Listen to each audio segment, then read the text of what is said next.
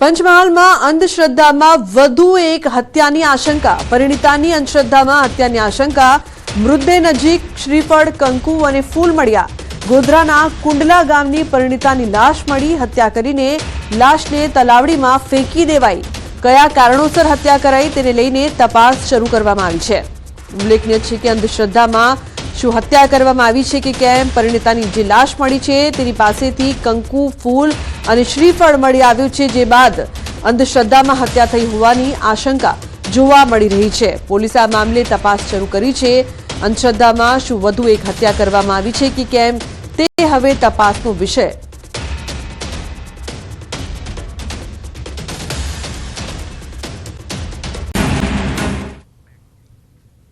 ગુજરાતના દરેક વાલીઓ માટે ખૂબ જ મહત્વના સમાચાર. દરેક વાલીઓએ પોતાના બાળકોનું રાખવું પડશે ધ્યાન. અમરેલીમાં હચમચાવી નાખતી ઘટના અંગે ખુલાસા. બાળકોએ હાથ પગમાં મારેલા કાપા અંગે ખુલાસા. 8 દિવસ જૂની ઘટના અંગે આજે થયો છે ખુલાસો. બાળકોએ ઓનલાઈન ગેમ જોઈને કાપા માર્યા હતા. ન્યૂઝ 18 ગુજરાતી પર રાજ્ય શિક્ષણ મંત્રીનો ખુલાસો. પ્રફુલ પાનસેરિયાએ કહ્યું, ગેમ જોઈને બાળકોનું કૃત્ય. 40 વિદ્યાર્થીઓએ હાથ પર બ્લેડથી કાપા માર્યા હતા. પ્રાથમિક શાળાના 40 બાળકોએ હાથ પર કાપા માર્યા હતા. બગસરાના મુંજિયાસર ગામની શાળાનો આ બનાવ છે. બાળકોએ જાતે જ હાથ પર કાપા માર્યાનો આક્ષેપ. બાળકોની હરકતથી વાલીઓમાં પણ દોડધામ મચી છે. બાળકોએ આ વાત પોતાના વાલીઓથી પણ છુપાવી. મુંજિયાસર સરપંચે શાળાના આચાર્યને જાણ કરી હતી. 8 દિવસ સુધી બાળકોએ આ વાત છુપાવી હતી. ધોરણ 5 થી 7ના 40 વિદ્યાર્થીઓએ હાથ પગ પર કાપા માર્યા હતા. ઓનલાઈન ગેમ જોઈને બાળકોએ હાથ પગ પર કાપા માર્યા હતા. સોશિયલ મીડિયાનું દૂષણ નાના ભૂલકાઓ બની રહ્યા છે ભોગ. તો સોશિયલ મીડિયાનું દૂષણ, જીવલેણ ગેમથી બચાવો બાળકોને, તે મોટો સવાલ. ન્યૂઝ 18 ગુજરાતી મુંજિયાસરના સરપંચનું નિવેદન સામે આવ્યું. અમને 2 દિવસ પહેલા ઘટનાની જાણ થઈ હતી. બાળકો હકીકત છુપાવી રહ્યા હતા. શિક્ષકોએ ધનુરના ઇન્જેક્શન પણ ન અપાવ્યા. આવી ઘટનામાં કાયદેસરની કાર્યવાહી થવી જોઈએ. શિક્ષકો દોષનો ટોપલો બાળકો પર નાખી રહ્યા છે. શિક્ષકોએ બાળકોની સારવાર કેમ ન કરાવી તે પણ સરપંચ કહી રહ્યા છે. ગામના સરપંચે આ ઘટના પર અનેક સવાલો પણ ઉઠાવ્યા છે. તો બાળકો જાતે કાપા ન મારી શકે. મેં જિલ્લા શિક્ષણ વિભાગ અને પોલીસને જાણ કરી. જવાબદાર વ્યક્તિએ ફરિયાદ કરવાની હોય. બાળકો ગેમ રમતા હતા એવું નથી જાણવા મળ્યું તેવું પણ સરપંચ કહી રહ્યા છે. બાળકો શાળામાં ગેમ રમતા હતા તો કોની જવાબદારી? બાળકોએ અમને ગેમ રમ્યા તેવી વાત નથી કરી. બાળકોને ઘરે ના કહેવા માટે ત્રાસ અપાયો. શિક્ષકો ઘરે ના કહેવા માટે ત્રાસ આપી રહ્યા હતા તેવું પણ સરપંચ કહી રહ્યા છે. આ બનાવ અંગે કેટલાક સવાલો ઉભા થઈ રહ્યા છે. આખરે નાના ગામમાં ધોરણ 5 થી 7ના બાળકો પાસે આવી જીવલેણ રમતો કેવી રીતે પહોંચી શકે? આખરે બાળકો સોશિયલ મીડિયા પર રમાતી આવી જીવલેણ ગેમ્સ અંગે વાલીઓને કે પછી શિક્ષકોને કેમ જાણ ન થઈ તે એક મોટો સવાલ અહીં ઉપસ્થિત થઈ રહ્યો છે. ન્યૂઝ 18 ગુજરાતી પણ આ સવાલ ઉપસ્થિત કરી રહ્યો છે.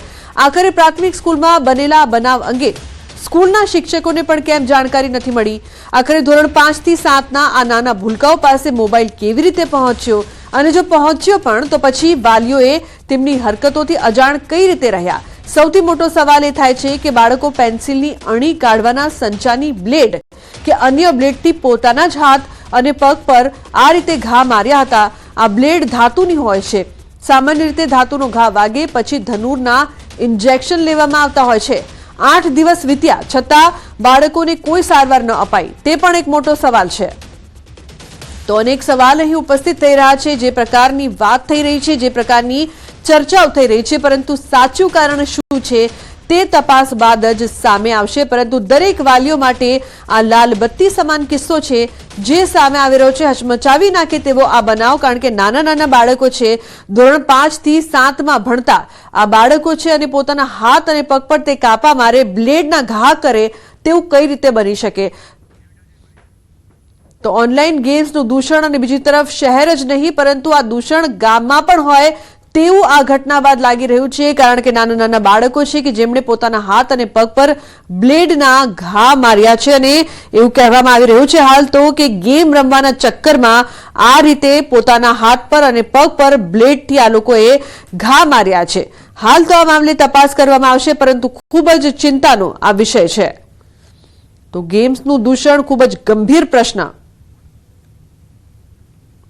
શિક્ષણ માટે અને દરેક શાળા સરકારી હોય કે પ્રાઇવેટ હોય આપણા માટે આ રેડ સિગ્નલ છે અને આપણા માટે આ ડેન્જરસ વાત છે. ત્યારે આદરણીય મુખ્યમંત્રી ભૂપેન્દ્રભાઈ પટેલ સાહેબ 4 મહિનાથી આ બાબતમાં ગંભીરતા લઈ રહ્યા છે અને સોશિયલ મીડિયા અને આવી ગેમો પર આપણે શું કરી શકીએ એની ખૂબ તજજ્ઞો સાથેની મિટિંગો કરીને આપણે એની ચોક્કસ ગાઈડલાઇન્સ પણ નક્કી કરવાના છીએ. ત્યારે આપણે સૌ સાથે મળીને બાળકના કુમળા માનસ પર જ્યારે આવી ડેન્જરસ આવી ક્રૂરતાની પોતાના શરીર ઉપર જ્યારે પેલું કરતા હોય નાના બાળકો, તો એ શું કહેવાય એક હિંસાત્મક વાત છે.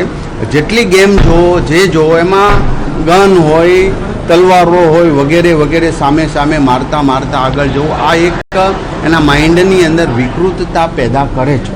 ત્યારે એની તપાસ થઈ ચૂકી. 8 દિવસ પહેલાંનો આ પ્રાથમિક શાળાનો બનાવ છે. મને પ્રાથમિક બેઝ પર મળ્યું 40 બાળકો નથી પણ 10 થી 12 બાળકો છે. છતાં મેં તમામ રિપોર્ટ આજ સાંજ સુધીમાં ફરી વખત ત્યાં જઈ મને મંગાવવાનો સૂચના આપી છે. પરંતુ આજે સોશિયલ મીડિયા અને વિકૃત ગેમ વાલીઓ જ્યારે બાળકોને ફોન આપે છે, લે છે, તો એના ઉપર બધાએ સાથે મળીને કંટ્રોલ કરવાની અત્યારે જરૂર છે. આ એક નાના બનાવો છે. આત્મહત્યા કરવી, ધાબાઓ પરથી કૂદી જવું, પંખે લટકી અને ચેલેન્જ આપી, આવા અનેક દુનિયાની અંદર, ભારતમાં નહીં દુનિયાની અંદર બાળકના માનસિકતા પર આવી અસર થઈ છે.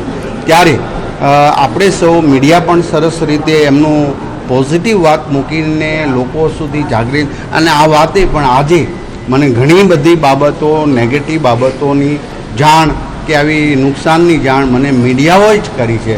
એ બદલ હું એમનો આભાર વ્યક્ત કરું છું. અને આજે સાંજ સુધીમાં મૂળ એનું શું હતું, કઈ રીતનું હતું, એટલા માટે સજા કે પેલું કે વાંક એ જવા દઈએ આપણે, પરંતુ આ એક સ્ટડી કેસ કરીશું.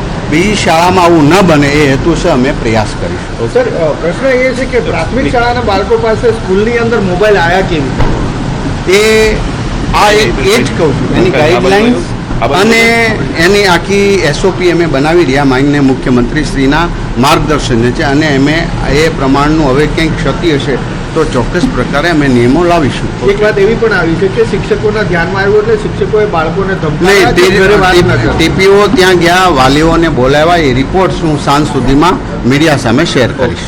જિલ્લા શિક્ષણાધિકારીનું કહેવું છે કે આ સામાન્ય ઘટના છે અને ગ્રામીણોનું કહેવું છે કે સ્કૂલે આ ઘટના દબાઈ રાખી. આ સામાન્ય ઘટના એક નાનો સરકો છે. સામાન્યમાંથી બહુ મોટી ઘટના બની શકે. સામાન્ય એક ઉદ્ભવ વિકૃતતાનો સામાન્યમાં, હું સામાન્ય નથી ગણતો, પરંતુ એમને આપણે બીજી સ્કૂલમાં કે બીજા વિદ્યાર્થીઓ આવું ન કરે એ દિશામાં આપણે જઈશું. આ કેસને સ્ટડી કરીશું.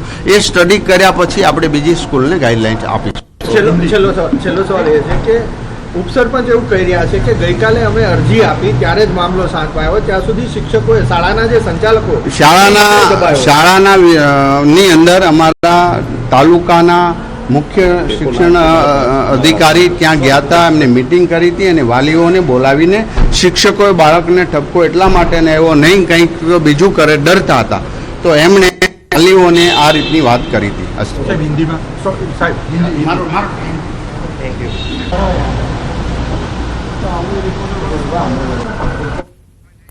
તો જે પ્રકારથી સમગ્ર મામલો સામે આવ્યો છે, તો રાજ્ય શિક્ષણ મંત્રી પ્રફુલ્લ પાનસેરિયાએ પણ આ વાતને ખૂબ જ ગંભીરતાથી લીધી છે અને સાંજ સુધી રિપોર્ટ છે તે રિપોર્ટ અંગે જાણકારી મેળવવા માટે પણ તંત્રને કહેવામાં આવ્યું છે કે આખરે શું ઘટના બની હતી, બાળકોએ આવું પગલું કેમ ભર્યું.